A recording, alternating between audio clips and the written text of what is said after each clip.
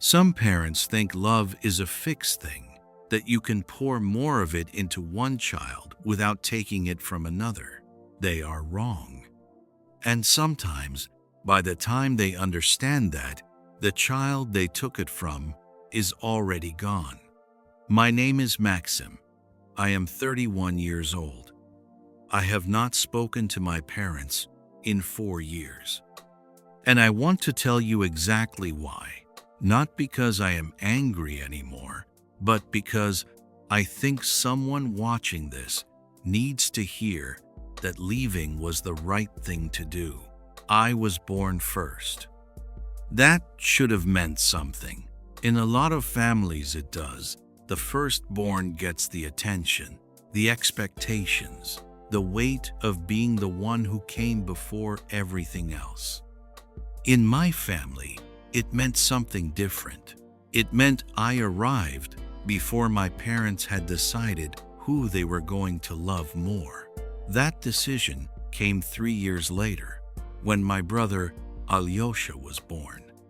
I don't remember the moment he arrived. I was too young. But I remember very clearly the years that followed, the slow, consistent, undeniable way everything in our home reorganized itself around him. Alyosha was what people called an easy child. He smiled at strangers. He slept through the night early. He learned to talk quickly and said charming things that made adults laugh. I was not an easy child. I was quiet and serious, and I asked too many questions, and I got frustrated when things didn't make sense. My mother called Alyosha her sunshine. She called me her little professor, which sounds affectionate but was never said with affection. It was said with a kind of tired exasperation, like my seriousness was an inconvenience she hadn't planned for. My father was more direct. He had a phrase he used so often, it became the background noise of my childhood. Why can't you just be normal, like your brother? He never seemed to notice that he said it. It had become reflex, something he reached for the way you reach for a light switch automatically, without thought, because the room needed to be darker, and he was the one who knew how. The differences showed up in small ways first. Alyosha's drawings went on the refrigerator. Mine were looked at briefly and set on the counter. Alyosha's school performances were attended by both parents, dressed up with flowers. When I had a role in a school play, a small role, I'll admit, but I had worked hard to memorize every line. My mother came alone and left early because Alyosha had a football match. My father went to the football match. That evening, I asked my father how the match went. He talked about it for 10 minutes. He did not ask about the play. I did not bring it up. As we got older, the differences stopped being small. Alyosha wanted a bicycle. He got a bicycle within 2 weeks of asking. I had wanted a camera for 3 years. I'd asked for it for 2 birthdays and 1 New Year.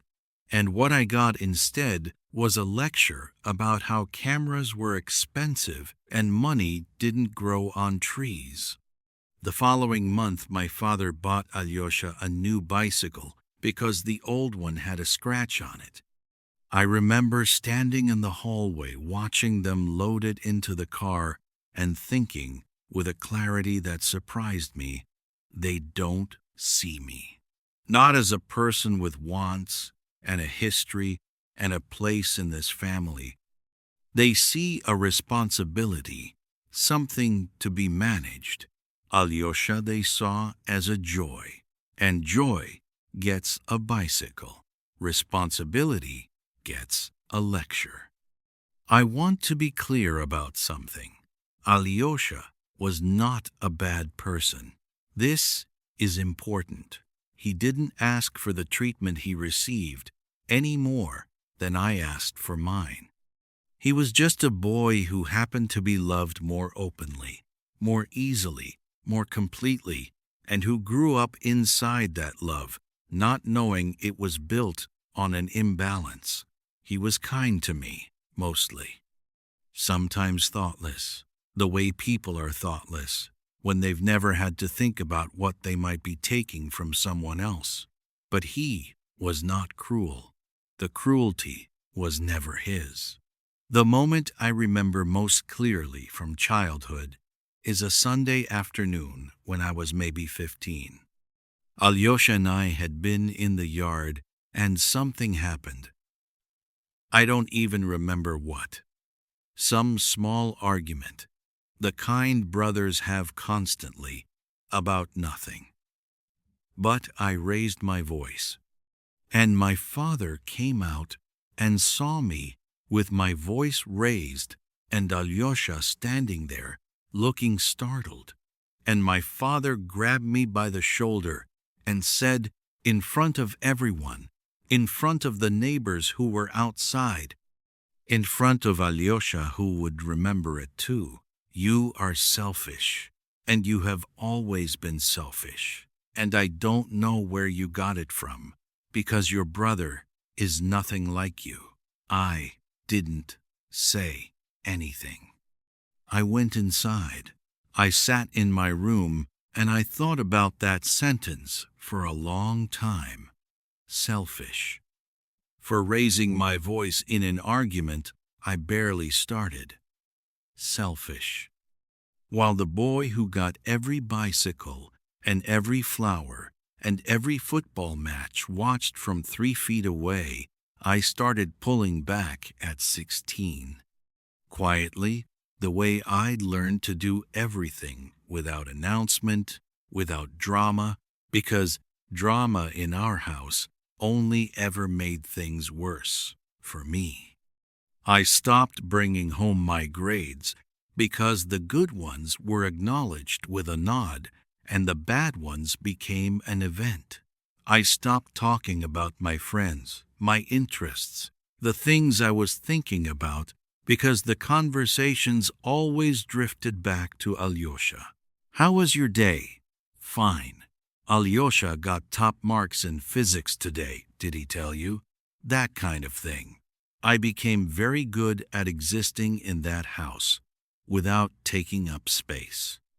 I learned to need nothing, visibly, because needing things visibly only reminded everyone that I was still there, still requiring something from them, still inconveniently present. I left for university at 18, and I want to tell you that it felt like surfacing, like I had been underwater for 15 years, and nobody had noticed, because I was very good at not drowning loudly. I got a small room in a dormitory, and I sat on the narrow bed the first night, and I cried. Not from sadness exactly, but from the specific relief of being somewhere that had no history of me in it. No refrigerator that had never held my drawings. No hallway where I had watched a bicycle be loaded into a car. Just a room, blank and indifferent, that didn't know yet what I was worth. I visited home on holidays for the first few years. It was always the same. Alyosha was finishing school, then starting university himself, then doing well at everything. And every visit my parents talked about him the way people talk about a favorite book they want you to read. "Look at this part. Isn't this part wonderful? Isn't he something?" I sat at the table and ate, and said the right things, and drove back to the city, and felt the underwater feeling return somewhere around the city limits, and then lift again as I got further away. The last visit was 4 years ago. I was 27. I had by then built something real, a job I was good at, friendships that felt like genuine choices, a life that had my shape rather than the shape of the space left over after Alyosha had taken his. I went home for my father's birthday. Alyosha was there with his new girlfriend, who was lovely, and my parents were warm and funny and generous in the way they could sometimes be when things were going well. And at some point in the evening, my mother, in the middle of a conversation about nothing, turned to Alyosha's girlfriend and said, "He has always been the heart of this family." Just like that, casually, as if I wasn't sitting 2 meters away, as if the statement needed no qualification, no footnote, no glance in my direction. He has always been the heart of this family. I looked at my father. He was nodding. I finished my tea. I helped clear the table. I said good night and drove back to the city, and I have not been back since.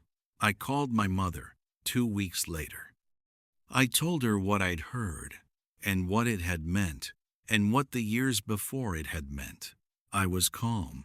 I had practiced being calm. She listened, and then she said, "You're too sensitive. You always have been. Your brother didn't mean anything by it. Nobody meant anything by it." I said, "I know nobody meant anything by it." That's exactly the problem. Nobody ever means anything by it.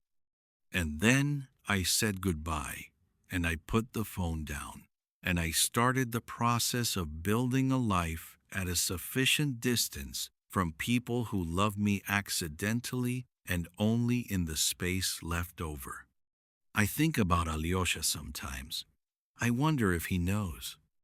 I wonder if he ever felt the weight of being the favorite, whether being loved like that, so completely and so publicly, ever felt like a pressure rather than a gift. I hope he's okay. I genuinely do. The unfairness was never his fault, and I've never blamed him for it.